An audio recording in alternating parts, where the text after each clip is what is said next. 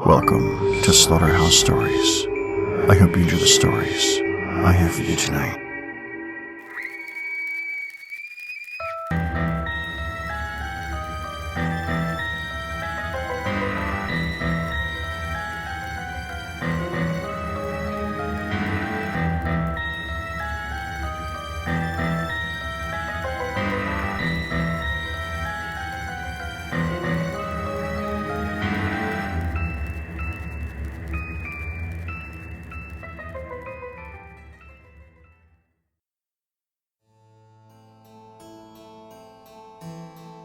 Hello to all you things that go bump in the night.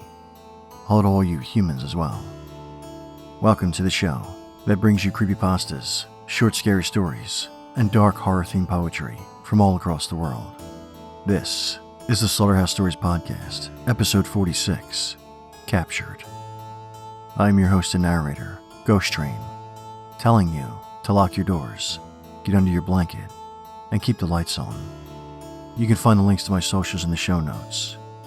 Come, join me and discuss all things spooky. Also, if you would like to write in and have your email read on the show, email slaughterhousestoriespodcast@gmail.com with creepypasta requests, stories you've written, or your own real-life paranormal encounters. Before we get to tonight's first story, I'd like to ask you a favor. If you're enjoying the show, please head over and leave a review through Apple Podcasts and help spread the word to your friends, family, the old woman holding the camera, whomever. Tell them, be a listener, not a victim. Now, let's get spooky. Tonight we start with a story about a boy in a dream. Well, more like a nightmare. But it's not the nightmare this boy has to worry about. It's the old man that's in it, the man who keeps beckoning the boy to come to him, the old man that is causing this boy to sleepwalk towards the basement. What awaits him in the basement? Who is this old man? Does the nightmare ever end? Find out the answers while you try not to be afraid. And try not to fall asleep while you listen to The Dream Man.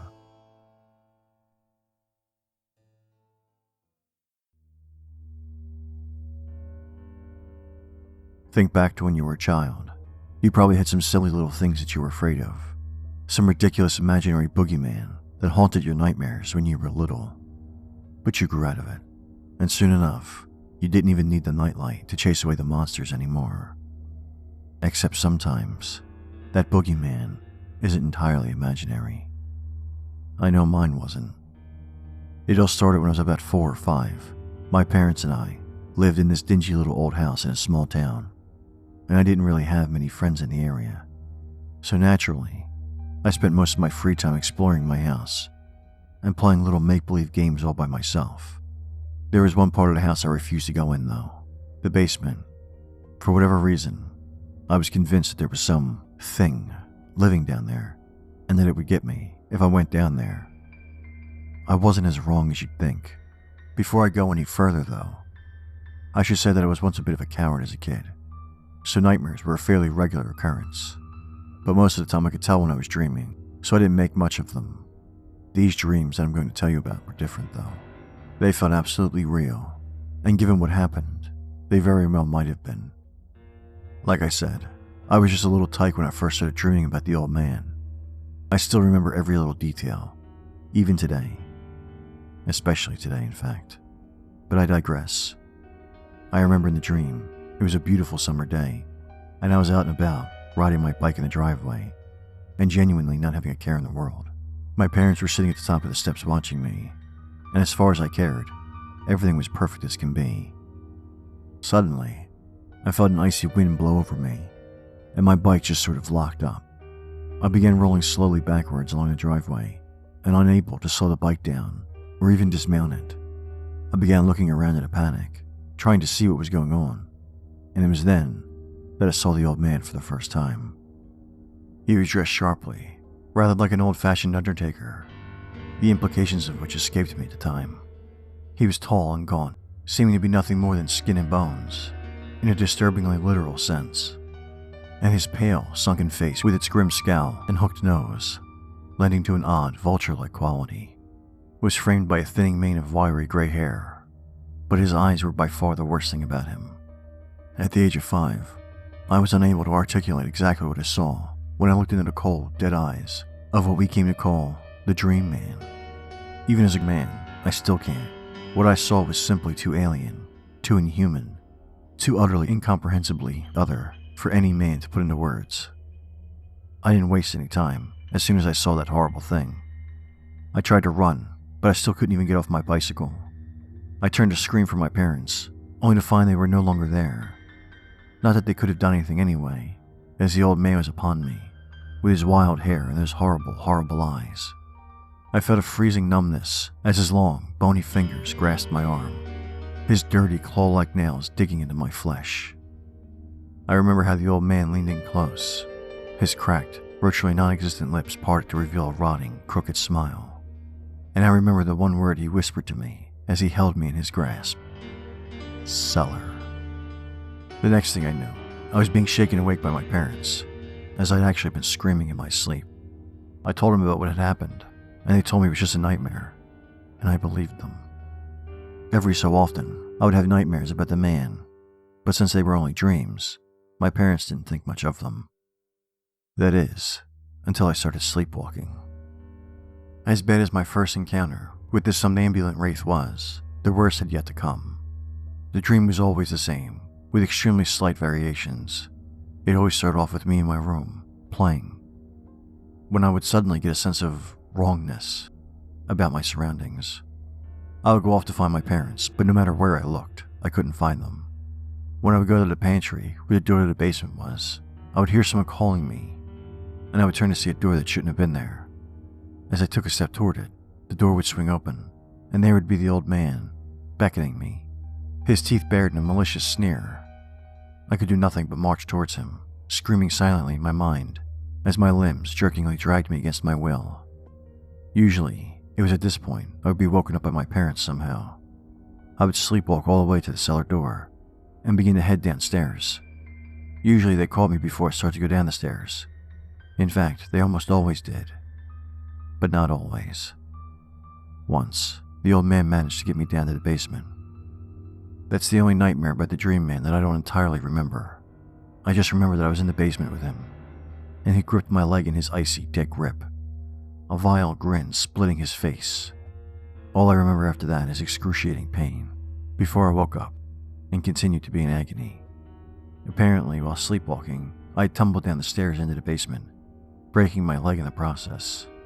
There were still scratches on my leg from where his filthy, cracked nails had dug into the flesh, but my parents were convinced that the cat must have clawed me as I slept. After I got out of the hospital, my parents took me to see a psychologist, who claimed that the nightmares and sleepwalking were likely stress-induced, stating that my parents' constant arguing was probably to blame. But just in case, I was prescribed a medication to help me sleep. Naturally, after what had happened, sleep was the last thing I wanted to do, and being a stupid little kid, I tried to stay awake forever. Obviously, this didn't work, but strangely enough, the nightmares sort of subsided. I mean, sure, the old man would regularly show up in my dream, terrifying me into consciousness, but he never forced me down to the basement again. So time passed, like it tends to do, and in the blink of an eye, I was in the 3rd grade, and had even managed to make a friend, Mike. Mike and I were more like brothers than anything else. We were two of a kind, and we were inseparable. Of course, as alike as we had one major difference. Mike was completely fearless, whereas I was absolutely terrified of 2 things: the Dream Man and the basement I'd come to associate with him, if that thing even counts as a him. One day our parents relented and allowed Mike to spend the weekend with us. Oh, we had loads of fun. We played video games, we told spooky stories, and we snuck into my dad's secret horror movie stash. But eventually, after all the spooky stuff we'd seen and done, Mike suggested that we up the ante. We were going to go down to the basement to confront my fears. I begged Mike, I pleaded with him not to make me go down there, but he saw it as his duty as my best friend to break me of my fear. And when Mike got an idea in his head, there was no dissuading him of it. How I wish what happened next had only been a nightmare. So, just after midnight, as Saturday became Sunday, we crept downstairs into the basement, armed with flashlights, and in my case, a wiffle bat.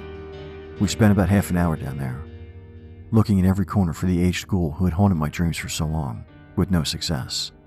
Eventually, we gave up and headed back upstairs. That's when everything went to hell. Standing there, in the doorway, was the old man, every bit as horrifying as he had been in my dreams. In one swift motion, he clamped his bony, gnarled hands around my shoulders, and with the strength belying his withered frame, lifted me up to his face, so those nightmarish eyes of his filled my vision. I heard one of us scream. I didn't know if it was me or Mike that was screaming. I don't remember what happened after that, as the next thing I knew, I was coming to on the cold, hard floor, and Mike was huddled in the corner, shuddering, wide-eyed and pale, clutching the bat to his chest.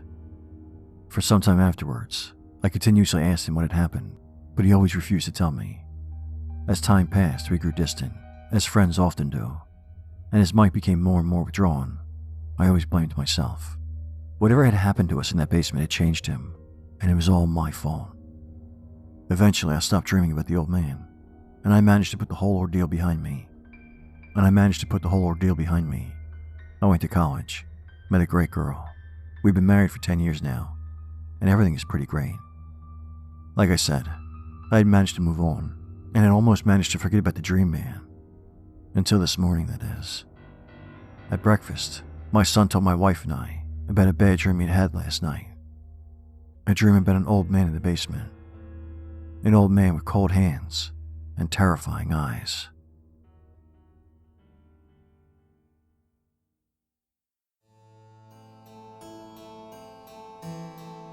You may be free of the old man, human, but now he has his sights set on your son. I don't know what he has planned for him, but I have recipes for him. That first story should certainly make it harder for you to fall asleep. Poor victim, listener. But don't worry, when you do finally drift off, the old man will be there, waiting, smiling, and beckoning to you. Now, while you're still awake, let's move to the next story of the night. This one, written by Cyan Wrights, is from the notebook of Officer Miles Bradbury from way back in 2013. Ancient. Okay, not ancient, but the contents of this notebook are still terrifying. Miles and his partner were being put on guard duty while some government agents investigated a forest fire. But when Jake goes to take a look to see what's going on in the smoke, he comes back changed. Later, it's time for Miles to investigate and to become a changed man as well. What is it Miles will find when he approaches the smoke? Will he too become as changed as his partner? Let's find out together as you settle in, secure your tinfoil hat, and listen to The Alien.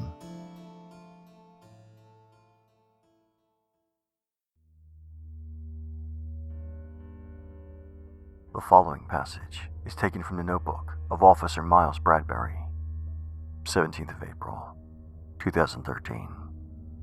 We were called out to investigate a forest fire. Of course, when we got there, we saw government agents who merely told us to secure a perimeter and gave us fake details just about to anybody who tried to come close. My close colleague Jake and I were a little annoyed by this. We passed the tedious hours chatting. It didn't take long for the government agents to come up during conversation.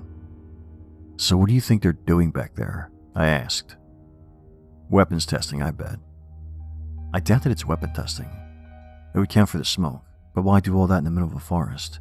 Why not a moor or out at sea, somewhere safe? "You're right. Weapons testing doesn't really make sense. I might go take a look. If they'll let you." My friend was silent after that. I wish I had known what was going on inside his head. I might have tried to stop him if I had. The next day, he wasn't at his post, so I stood alone for the entire morning shift. During my lunch break, he approached me. He was different. It wasn't just the fact that his clothes and face were dirty and covered in some kind of slime. It wasn't just how exhausted he was, or even that he was shaking. It was the look in his eyes. I've never seen anything like it. The only way I could describe it was that there was a madness in his eyes, a frantic desperation to do something, constantly at war with an intense, debilitating fear of actually doing it. Between crazed gasps of breath, he uttered the words, "It's an alien." I'd have laughed if it weren't for his appearance. This was no laughing matter. "What?" I started. "You mean like little gray men?" He shook his head. "No, not like that. These were something bigger, not size, but it was just greater than us, more powerful. We are ants compared to it. Humanity is nothing. We're nothing." He started to laugh and cry and shake. I backed away uneasily. The next moments I'll never forget. He grabbed my porcelain mug from the table, poured the contents on the floor, shattered it against the table, and rammed the jagged remains into his own throat. I rushed forward and tried to stop him, but it was too late. He was bleeding profusely. He gripped hold of my hand so tight that it hurt, and didn't let go until he'd finished choking to death on his own blood. I didn't move for the next 20 minutes. Even then, the others found us. I was under suspicion for his death. Of course I was. When the government types saw the slime on his clothes, they were even more eager to convict me. I was determined to get to the bottom of this. I didn't think I could sleep again until I had. They took me to a spare room and kept a guard posted, with orders to not let me so much as move. Of course, he told me in confidence that he didn't believe I was guilty. I desperately took advantage of this. When enough time had passed, they began to grow complacent. I got up and beat him unconscious. Or I killed him. I'm not sure. I didn't even stop to think about it long enough to feel any kind of guilt or remorse. I had to get to the smoke, no matter what. After several minutes of trekking, I started to feel vulnerable, and not just from the possibility of getting caught by my fellow police officers or the government.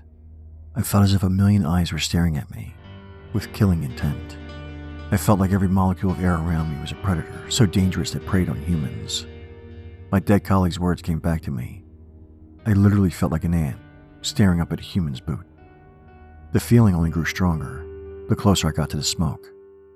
My chest was aching, my spine was tingling, my forehead was burning. The symptoms of my anxiety were so severe, I felt like I was walking through a desert. I had to breathe slowly and deeply to calm myself down, but it still wasn't enough. Every step I took was a great effort, in through the nose and through the mouth, one foot in front of the other. I finally made it to the clearing, and I saw what was causing the smoke. When you see UFOs on TV, they look like discs or triangles or flashing lights, all things you've seen before. What was in front of me, I knew without a doubt was a UFO, even though I'd never seen anything like it. It was a craft such as one that humanity would never be capable of making. I had little knowledge of science, but I knew this craft was capable of traveling past the speed of light. Just looking at it, I realized that everything we think we know about physics is wrong. I couldn't go any further. I turned back into the forest and sat down. That's when I wrote this. I wanted to uncover why my friend died, but now, if any of you government people find this notebook, keep it to yourselves. I don't want anyone else reading this. I don't want the truth getting out. Humanity is not ready for this, and they never will be. After I've written this and once I've gathered my courage, I'm going to look inside the UFO. The following passage is taken from the notes of Dr. Osman. 9th of July, 2013. Miles Bradbury isn't too strange a case. He constantly harps on about seeing an alien. It's when he goes into detail that things start to get interesting. Of course, most of the time, he just babbles and stammers for his entire interview. But when he talks about the alien, he describes it as being beautiful, perfect, gigantic, but not in size, and other such praises. He says that it is a higher form of life than humanity, and could destroy us all with little effort if required. In fact, during a few interviews, he stops and merely starts screaming. Humanity is nothing, over and over again at the top of his lungs, until we sedate him. He shows no signs of brain damage or physical trauma, no history of episodes or disorders. This was all caused by some kind of psychological trauma the night before he was brought in, after killing 2 fellow officers. The patient has very little chance of recovery. It's troubling. There's seemingly no cause for this condition, I literally cannot think of a single reason on this earth that a man could snap this violently.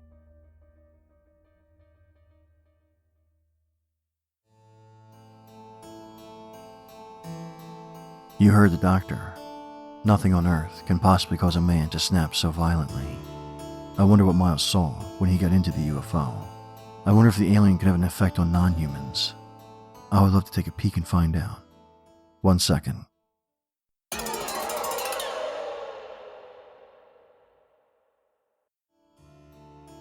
Wow. It was so gray. And so bald. And really made an amazing burger. Like goddamn Zoltar. Oh, hello again, humans. But speaking of things not from Earth, that gives me a great idea. So let me give you this week's recommendation. This week, to go along with the last story, I'm going to recommend the movie The Fourth Kind during videotaped sessions with her patients. A psychologist in Nome, Alaska, uncovers disturbing evidence of alien abductions. A normal movie that also includes clips of a mock documentary. This movie has truly terrifying moments and leaves you with no doubt we are not alone in this universe. I love this movie, and I think you will too, so check out The Fourth Kind. Now that I've given you this week's recommendation, let's take a trip down to open mic night at Beelze Pub.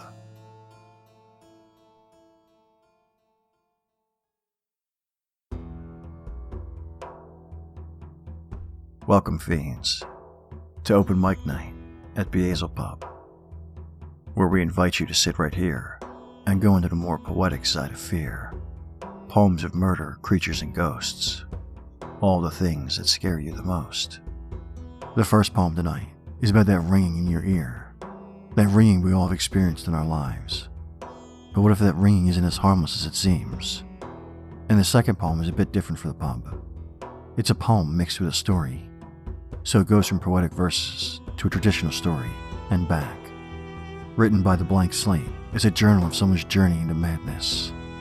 Order a drink, we'll dim the lights, and then enjoy They Ring and the Untitled Dread.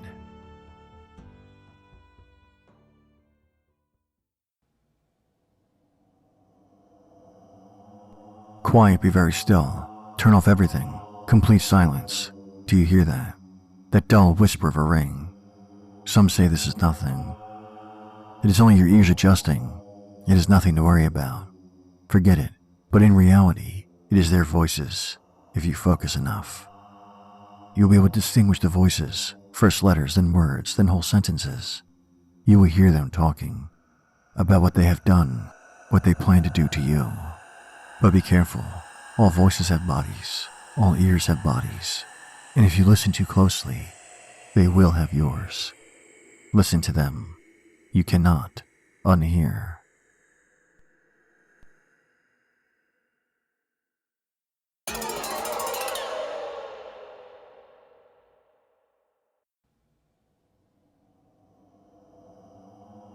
As I sat there, I was so still. As I sat there, my sinking will never stopped descending down, never even made a sound. In its descent, when I realized that the world is despised, but surely this cannot end. So I now, with my pen, to recount these long-lost joys that could be found within this ploy. That is the book I shall recite, though it will take all my might, to summarize the life of those that took their life and made it close. Day 1, beginnings, when it had just begun. This is the day I hunted it and killed it. That frail, impudent animal thought it deserved life, but I knew better. Once I finished with the carcass, however, things began to change. Specifically, my feeding began to coincide with my mental decay. Unfortunately, my actions have caused my mind, I feel, such damage that it could no longer safely exist. The day it started marks the time that the mind did decline. But you, the listener, need not fear. Though these times drawing near, for you, my friend, need to try to develop a strong tie to what you believe and know is true. Or will this happen to even you? Day 21, recompense. What makes me feel regular in my chaotic state, a pattern. Anyways, today marks the day that I went further, deeper into the abyss than anyone I know. For I killed no stranger, but a friend. Though it was an animal, it marks a renewal of that feeling of guilt that was slowly escaping from my tender grasp. Feeling lost and feeling gained can drive one insane, even to the point of no return, never wanting to relearn the aspects that we need to know for our minds to always grow, for our minds will exhaust when we seek what is lost. So don't go seeking what can't be found, else you'll end up in the ground. Day 28, Validation. The hunger is burning once more, but now animals don't suffice the urge for guilt. My addiction continues to force me down the path when none have returned. This time it wasn't forced upon me, but accepted, for my companion knew my hunger couldn't die, so he gave himself for my feeding. This event has brought guilt. That burning desire inside is finally fed. Changing victims marks the day that this hunger began to decay. In his mind it is now lost, for his mind cannot cross the boundary he overstepped by slaying a one who kept him at bay. It was his friend that so willingly met his end. Day 42, Vindication. Consume me time, yet I am not ready. Always my enemy, taking away my pleasure of feeling something normal, guilt. Though for most, that agonizing pain called remorse tears their very being apart. For me, it's my life. Guilt, the knowledge that someone else is suffering just as much as me, feeds me. Yet I cannot feed off everyone. That is why my parents are dead. Some cannot suffer the same end that was suffered from a friend, so those who are loved so much have to feel the same rush that came upon the friend that died, though others have tried to escape his ravenous gaze, though it was just a race. Against time they cannot win, which is why it's with a pen that I write the memoirs of one who killed out of love. Day 56, Desperation. Take away the feeling, time, I hope it is enough, yet time has finished its effect. What once was so lavishly imposed upon me has now diminished, so much that nothing save from my own error can cause it to reanimate. The time that nothing can make one feel about the things that one did kill. It is not something we all can say, that we did not participate, but the truth behind all of this, that there is something we will risk to get the reward that we cannot afford, to receive the pleasure it gives. In our life it surely lives, manifesting its belief that we need to cause mischief to receive what we do want, or else it will sure taunt our very beings never cease until we rest in peace. Day 63, Desecration. My life has now been subjugated to a place where I cannot be found, yet they do not understand that prison cannot affect one who is empty. Those who are so careless too be forced to conclude that their life was so young, yet it's there that they belong. Though death may not meet them now, they are there until the shroud covers their form when they die, for they cannot survive. Knowing what they did, that is why they sure hid, immersing themselves with that guilt that comes when one has spilt the blood of man they have died, if not in person, then inside. Day 1, Repetition. It begins anew, within a new form. My very being says this cannot conclude, for story must continue, yet there is no way, unless the story cannot end if it never began, only continues, for it is over. Reread the story and you will see something that was meant to be, hidden from the first look, hidden even from this book, for if you piece together words, they will together work, to form a sentence such that can be concluded in a rush, to mean the following about the author's very being. This is what makes the hunger consume me, take away my life, my very being, for it is over.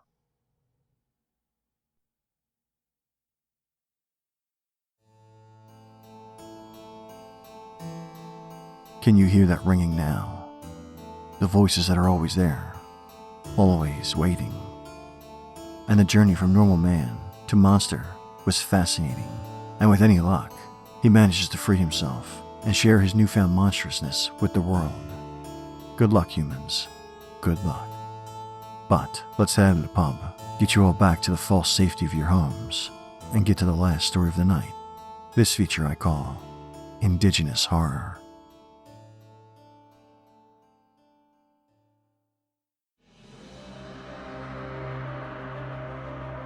To honor Native American Heritage Month, I will be bringing you stories with Native American characters or themes or legends that they have passed down.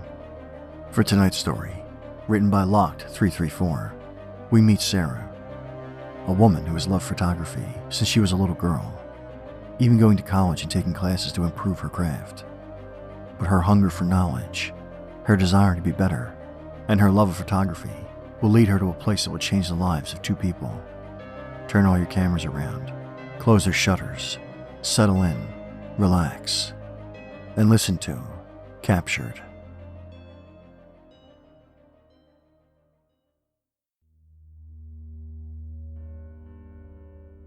Sarah had always been fascinated with photography. From an early age, her parents would buy her disposable cameras, and she would quickly fill them. Every week, several would have to be deposited at her local drugstore for development. It was her only passion, and they could not deprive her of it. Her room was wallpapered with snapshots of anything she found beautiful. It was no surprise to them when she chose to make photography her main focus in college. Her parents stressed to her the importance of a balanced education, but Sarah had one goal in mind: becoming a photographer. Sarah's first year was a struggle. She had not been fully prepared for the course load she would endure. The courses that did not directly involve photography left her barely passing. She put forth enough effort to make her way through her first year. Summer break would be long, and her passion was too strong for such a lengthy downtime. She was always open for any opportunity to learn more about her craft. She questioned all of her professors of possible summer programs or workshops to improve her skills. It had been frustrating for anyone who encountered her, but they obliged her with any information they could provide. One of these particular tips led Sarah to a small studio downtown. It was a busy 2-story building among several local businesses. The windows were adorned with tribal decorations that blocked the view of the inside. The sign on the door indicated they were open, so Sarah made her way inside. A bell jingled as she entered the door, and she immediately noticed walls were draped with patterns of intricate design. The patterns pulled her focus to them as she made her way to a desk positioned just inside the door. She laid the camera she had brought with her on the desk and scanned the top of it. It was covered with various trinkets from an array of cultures, and in the center sat a bowl of burned incense. A frail Native American woman stepped from a doorway just behind the desk. Her eyes were glassy, and her hands trembled as she fumbled through the trinkets on the desk. The old woman's hands touched Sarah's camera, which caused her to pause. The woman stepped back, gasping, and began asking who was there. Sarah had been startled by the noise and sight, stepping back and covering her mouth to silence her own deep breath. It was obvious the woman was blind, and Sarah was unsure of how to respond. The two stood in silence for a moment before the woman spoke again. "I know you're here. Just tell me what you've come for," the old woman said. I, Sarah stammered. "I was told you could help with my photography." The fear on the woman's face transformed into a smile. "So, you like taking pictures?" Sarah started to nod, but noticed how silly the action was. Yes, ma'am." "No need for formalities, dear. If you came to learn about photographs, then follow me," the woman replied as her hand waved towards the doorway she had emerged from. Sarah hesitantly made her way around the desk, taking hold of her camera as she went. The room beyond the doorway was dark, and the only light came from candles that sat sporadically around the room. Sarah followed, but a sense of fear crept into her mind. She had never been in a place like this, and something about it felt wrong. The old woman seemed harmless enough, but the images plastered on the wall were less than inviting. Each one was a close captured image of a person's face. They appeared to be taken without notice, and there was shock in the eyes of each subject. "Who were all these people?" Sarah said as her eyes scanned the room. The woman turned, and her hands waved about the room. "I like to take pictures of the students I teach." "Why do they look so surprised?" Sarah asked as she touched a picture of a young Hispanic girl. The woman laughed slightly. "Well, when you can't see, sometimes you don't take the best pictures. I miss being able to see my work." Sarah turned to see the woman standing behind a very old camera. It was a type that still required a flash cube. The woman pointed to a chair that was placed in front of a black drop cloth. Sarah turned to the seat, her hands reaching out to touch the silky cloth. Her eyes turned back to the pictures on the wall, and each person had been placed in front of this particular cloth. She turned back to the woman and noticed that the lady was preparing her camera for a photo. Sarah stepped closer, but the woman asked her to take a seat. She quietly stepped back and sat upon the chair. I was told you could teach me more about the art of photography, Sarah said, her voice trembling slightly. Oh dear I am, the woman said. Did you know that some cultures believe that having your photo taken can capture the soul? Sarah nodded while looking to the exit. Yeah, I have heard that legend. The woman leaned around the camera with a smile. How about auras? You know, the colored patterns of light that show your essence. Yeah, I mean, I've never believed any of that, but I have heard of it, Sarah replied as she turned back to the woman. Good, the woman said. What if I told you that this camera is special and can capture that aura? The idea was silly and made Sarah laugh, but it disarmed her a bit, thinking the woman must be senile. Her laughing face was flashed with light as the picture was taken. Sarah's smile fell to a neutral position as soon as the room became dark again. She sat stoic on the chair as the woman stepped from behind her camera. Her eyes were lit with a bright green, and her graying hair had returned to its natural black hue. The wrinkles that had littered her face were now gone, and she had all the vitality of someone of a much younger age. Her lips were bright and curled into a smile as she eased Sarah from the chair and towards another door.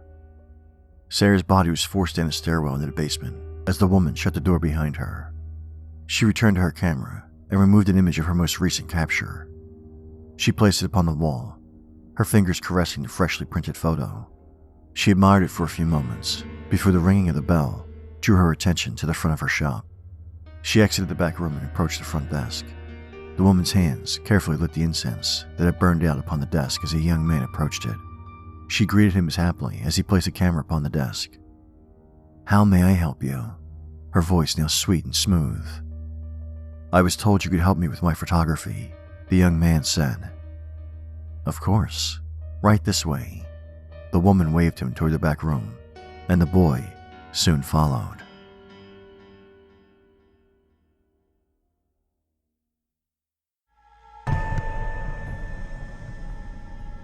I mean, can anyone blame the woman? Who wants to get old when there's a way to stay nice and young forever? Hopefully she continues to steal the youth of humans for many, many years to come.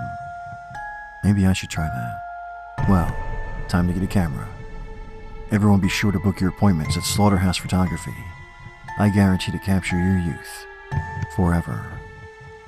But now, I believe there's enough scares for this week. I hope you will join me again next week for more stories that are sure to keep you afraid during the day and awake at night. Thank you for listening. I hope you enjoyed the stories that I had for you tonight. And until next time.